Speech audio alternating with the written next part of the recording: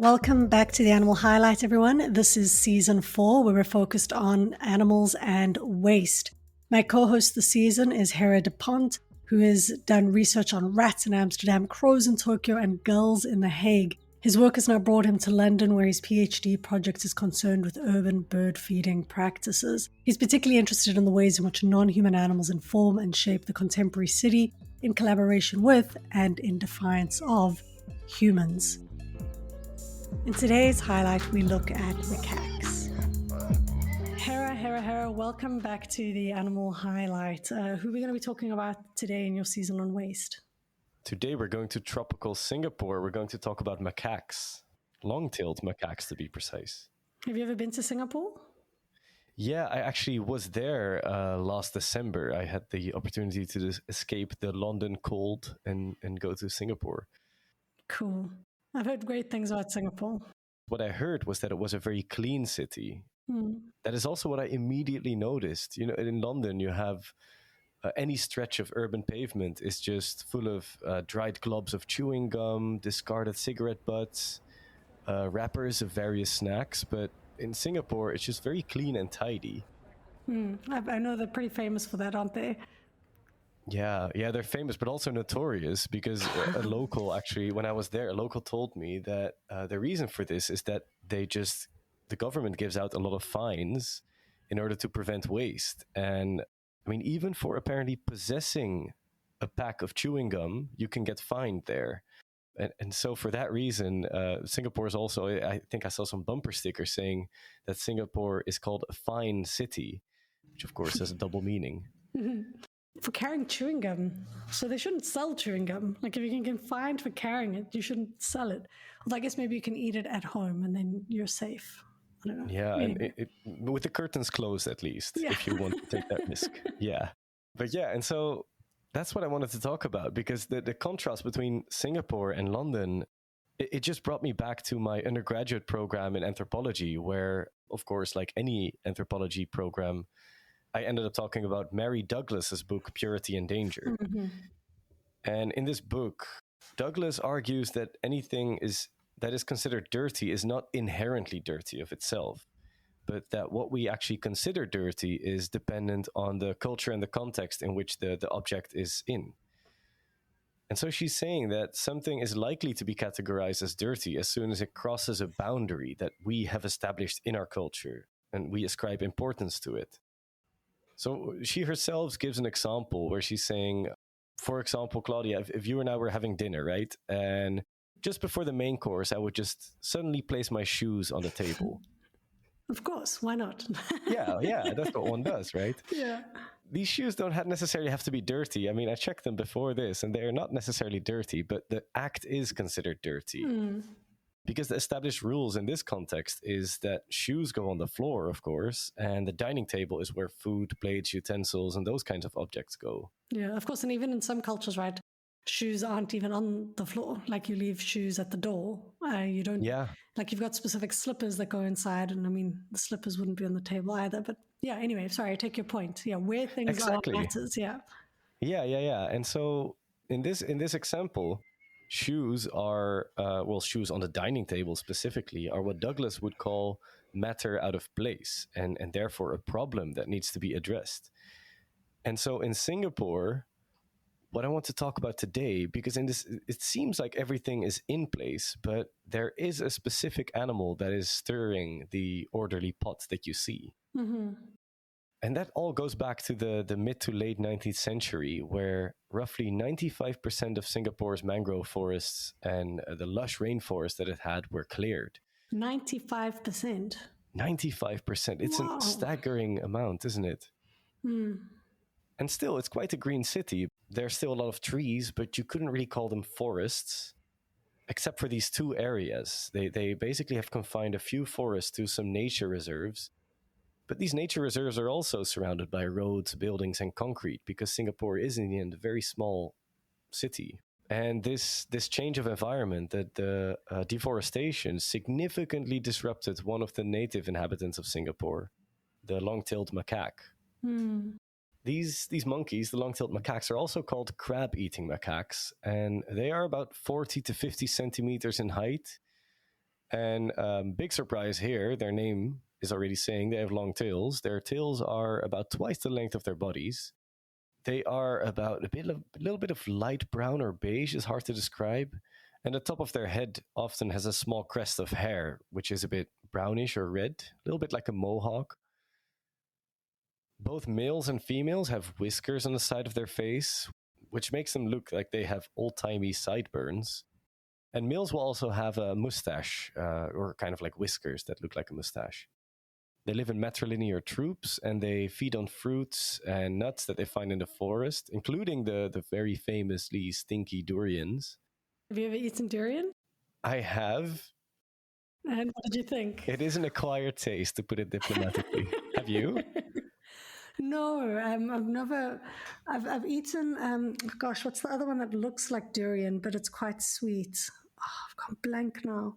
Because durian's a massive fruit. Yeah, I mean, if big. listeners are listening and you've never seen a durian, like go and Google what a durian.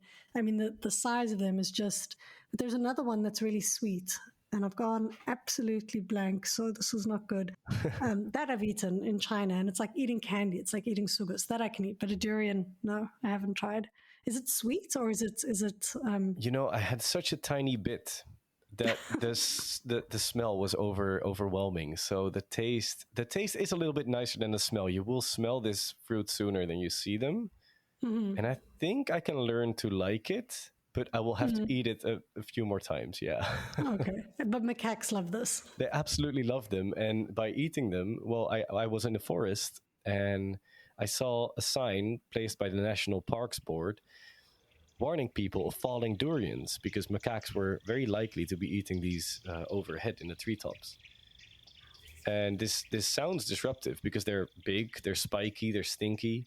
But this actually is an important. They're fulfilling an important role here for the forest because they distribute seeds. But these macaques don't only eat what the forest has to offer. I mean, having lost their homes, they of course had to adapt to the urban environment that was around them. And logically, they drew the conclusion that food is available in the city as well. And despite laws banning the practice, both locals and tourists feed the macaques because they're concerned about the availability of natural foods for the monkeys, and also just because they enjoy feeding them. And of course, in the urban areas, there's also waste to be found because, you know, where there's people, there's waste. And where there's waste, there are monkeys. And because of this, people living in the regions bordering the two big nature reserves, Bukit Timah Nature Reserve and the Central Catchment Nature Reserve, they've had to learn how to live with these long-tailed neighbors. The macaques actually make it a challenge for them as they try to get into people's waste bins. They rob people who walk with plastic bags because they've come to associate these bags with food. And occasionally they even enter opened windows in the hopes of snatching some quite easy snacks. This behavior actually keeps them up with the times as their antics frequently go viral on social media. There are videos of macaques eating bananas in the middle of an intersection like they just don't care. You have pictures of monkeys looting from supposedly anti-pilferage bins. And there's some spectacular videos in which macaques perform a daring heist from a fifth-floor apartment with an open window. And it's almost like they're in a Mission Impossible film or something. Wow. And I love the stuff with these trash cans. Like, I know the same thing was with raccoons. The city invested so much money in trying to make raccoon-proof trash cans. And I think the day after they were released, there were pictures up of raccoons that have figured out a way. I don't know, just underestimating how like ingenious these animals can be, I think. Yeah, right. Yeah. And the bins, you design them for once, and then they're set in the material, but their behavior adapts so quickly. Yeah, that's a good point. That's a really good point.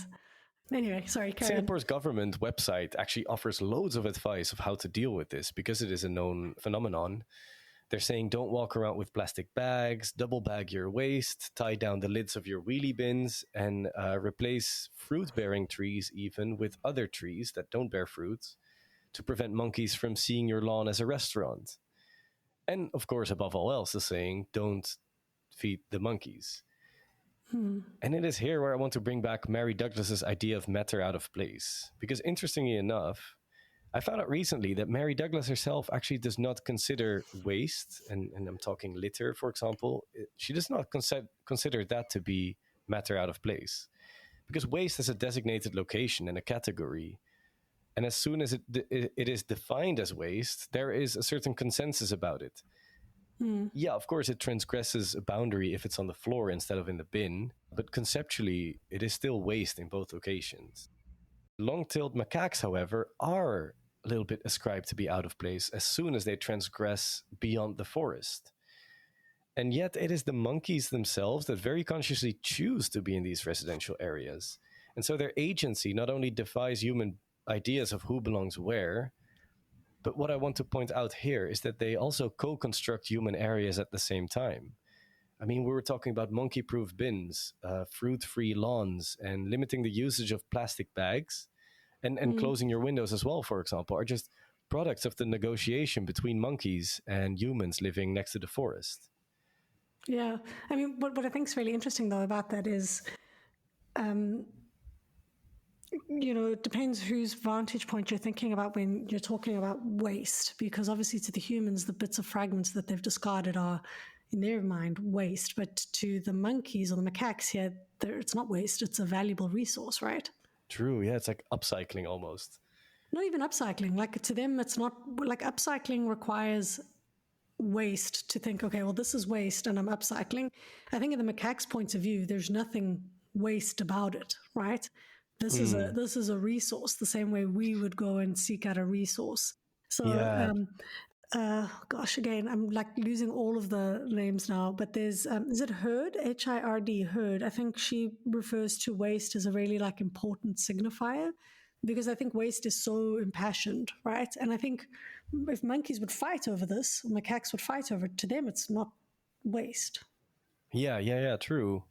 And also the concept of ownership doesn't really translate, because for us, it's like, oh, we bought this is ours. But for them, it's just another, like whether it's a durian in a forest hanging from a tree, or whether it's a banana that you bought and put in your fruit bowl in your house, it doesn't really matter to them. They're both resources that they can find, like you're saying. And the city is just as much their ecology as the forest is.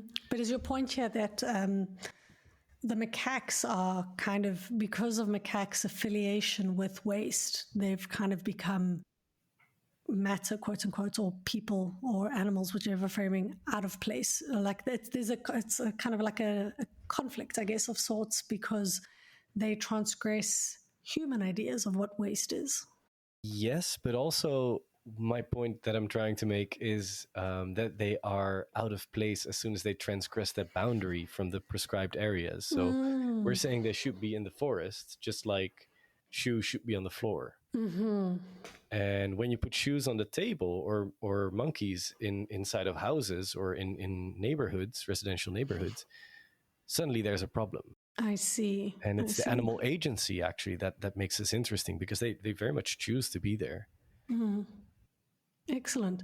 Well, thank you so much. I remember watching a documentary. Again, I'll put the name in the show notes. It was an art house documentary, and if I'm not mistaken, it was set in Singapore, because at some point, several macaques were caught and sent to Europe for testing on. And there was a lot of outrage about this, because these macaques, I think it's relatively accepted that the macaques are there and that they've been there. But it seems like there's more and more kind of tension cropping up, like you're suggesting here. Yeah, but what I'm also seeing, and I was Googling, and I saw that there's also a growing acceptance of them, or a growing... There used to be this trend where people called for killing of the monkeys immediately as soon as they entered a place where they shouldn't be. Whereas now slowly the government and residents alike seem to be going towards a more ecological perspective, where they actually consider monkeys to be their neighbors and want to peacefully get them out rather than forcefully. Fascinating. Even the idea of get them out, though, that proves your point, right? Like this idea somehow that the city is completely... animals defy that idea constantly. The idea that we have that animals shouldn't belong or be in the city, they constantly defy that idea. So thank you so much, Harry. That was great. I look forward to hearing the next one. Yeah, so do I. Thank you. See you in the next episode.